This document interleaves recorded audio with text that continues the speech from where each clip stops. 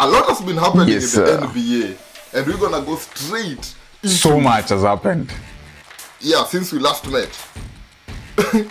Yes. But I wanna go to the topic where, and I wish this is the last time I'm talking about this topic, about this individual, this beard gang. I don't know what it is already, but I can tell this is not the last time. Continue. I want us to talk about James Harden having his wish granted. Man. A very lucky person. Mm-hmm. He got a team to accept him after everything that he has done. I don't know if you saw this And the team he wanted. Yes. I don't know if you saw this famous Dallas Mavericks reporter talk for like 2 minutes about how James Harden has been behaving. Man, if you haven't watched that clip, I'm telling you now, go watch that clip and see a summary of James Harden career. That guy summarized James Harden career in like 2 minutes. Have you watched that clip? 2 minutes.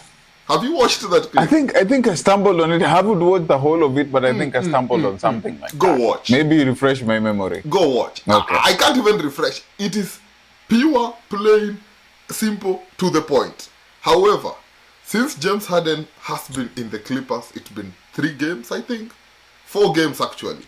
4 games. 4 games. 4 games. 4 games. Yesterday was their 4th game. And, they have not won any of those. Your take. Any game.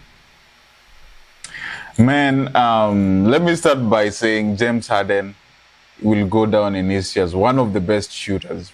That's for sure. One of the best talented people to ever hold that ball and shoot. But as far as how his career has, rolled out and turned out, I don't know. So much can be said about it. Some will criticize, some will, praise him. But number one, we can't take away the fact that he's talented. He's a good ball player. Having said that, I think it's just unfortunate of how the only thing we question with James Harden is his professionalism. Mm-hmm. He's been in teams, and I told you this in one of our podcasts, and I think we had a very extensive conversation, and that's why you're hoping this might be the last one. That what becomes of James Harden? Should the 76ers let him go, or should he stay? And I told you, I think the best thing for 76ers to unlock their potential was to let go of this guy, because his history has always been, I want this place, he goes there, stays 2, 3, 4 seasons, I want out. Then request specifically, if I'm leaving, I need to go to this other place.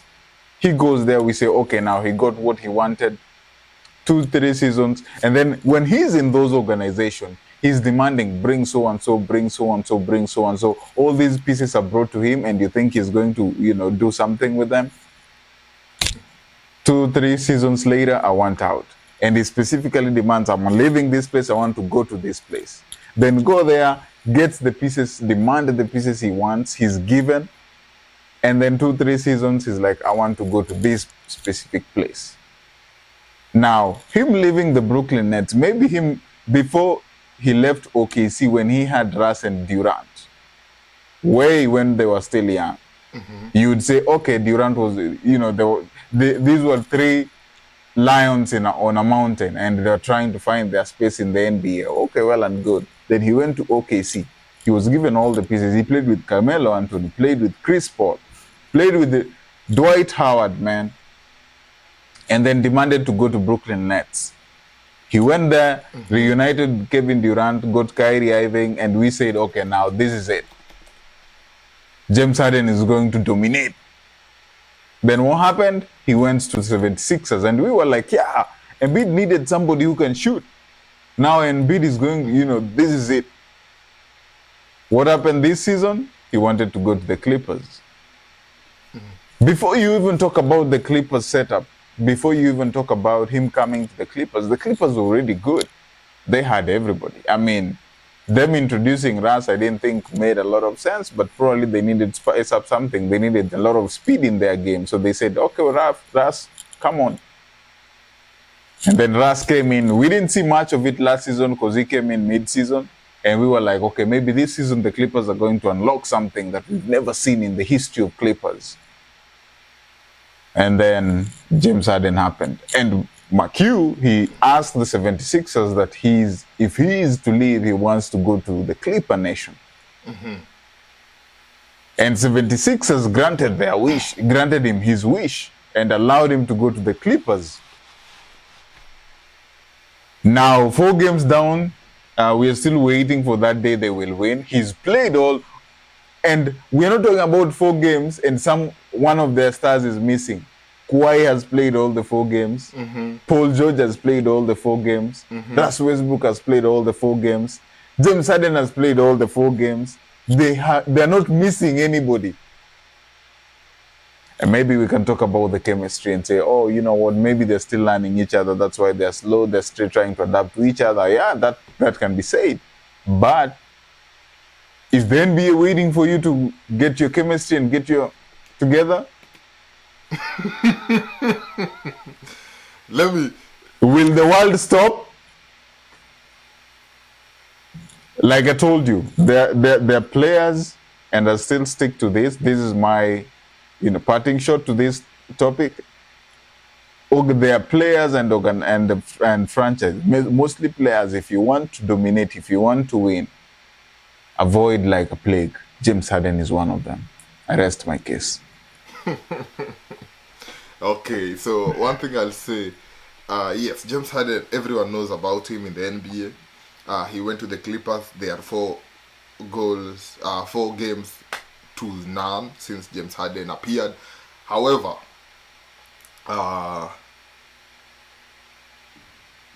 we've talked about this, and that's why I'm saying this is the last time I want to talk about it. Though I know we must talk about him in future. It's like having one bad bread stuck in between a loaf.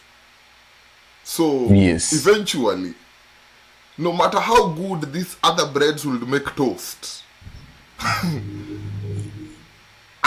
the mold is spreading. The mold is spreading.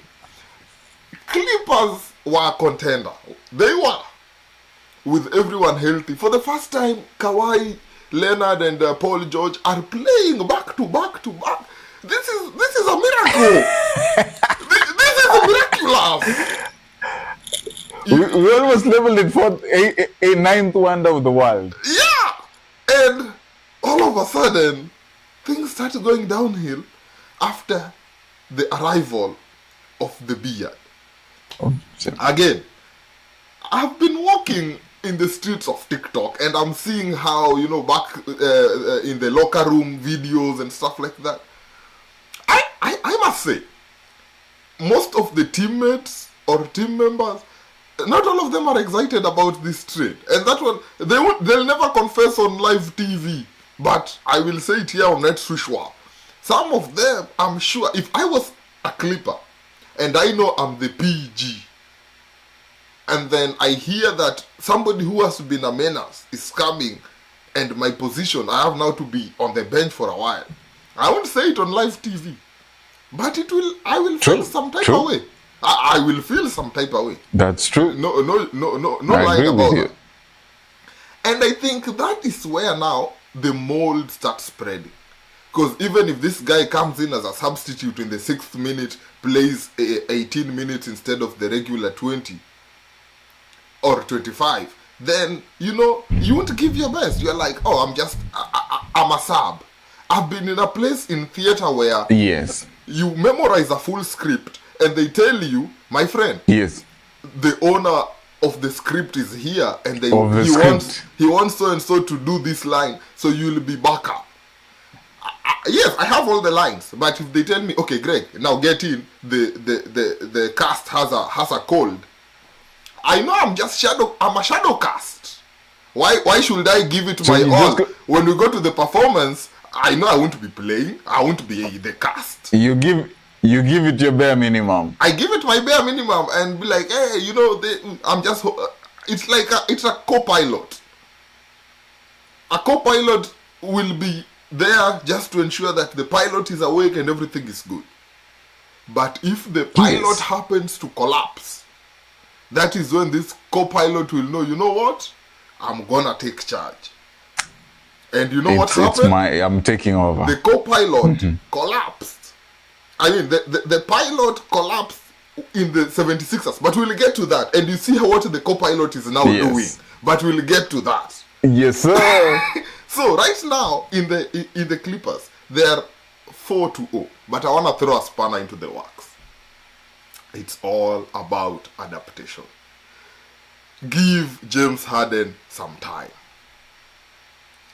I know right now they are off, and I've been watching their games. And yesterday, for sure, I sat and watched it minute by minute as they faced the Grizzlies. I must say, Marcus Smart is crazy. Jarrett Jackson Jr. is a menace. He's crazy. And I also watched... And you haven't added the spice of Ja Morant. Ja Morant is not even there yet. But then I watched the LA Clippers. I watched Paul George. Over 21 points. 3-pointer after 3-pointer. I watched Kawhi. And then I watched James Harden. He's been fumbling a lot. I know he's been fumbling since he came. He's been passing to like nobody, making a lot of turnovers. But that guy can play. I looked at yesterday's game. It was theirs to win.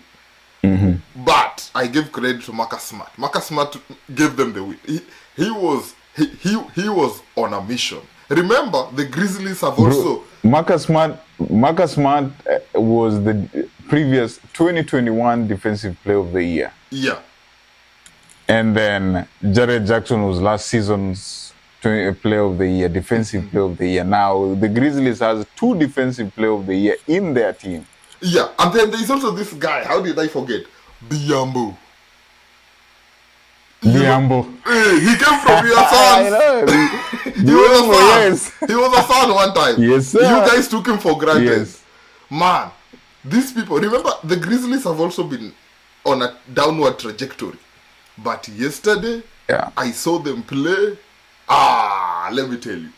They were playing like a force. This was Clippers' game to win. Until the last, like I watched, especially the fourth quarter. Oh, James Harden with the threes out of nowhere without thinking. Though he bricked some of them, they were a little off. But one thing I'll say, it's like right now after the trade happens and stuff, give these people time. Let them adapt. Let them adjust. As much as we are being so hard on James, just let me conclude by saying this. As much as we want to be so hard on James, I see everyone is like, oh, he's killing the Clippers and stuff. Let him adjust. He's only played like, I think, 3 games. Because the first game he didn't play, his jersey wasn't even printed. So, I'm sure they have playoff games coming for this championship. Not playoff, but the championship games coming. Playing tournament, yeah, the playing tournament. Just be humble. We will come back here and you will say, yesterday he did this thing. However, will they ever win a cup? That one is a debate. I still don't have that much faith. I don't take anything away from James Harden. He's still a good player, if not great. But you and I know that to whom much is given, much is expected. We can't just sit here and say we need to give them time. Everybody needs time, but my patience ran out on James Harden when he started asking for trade. That's just it. I'm never going to be a fan of this guy. That's my take, though. I wish them all the best. I hope they get to where the click they're looking for. But no, not my cup of tea.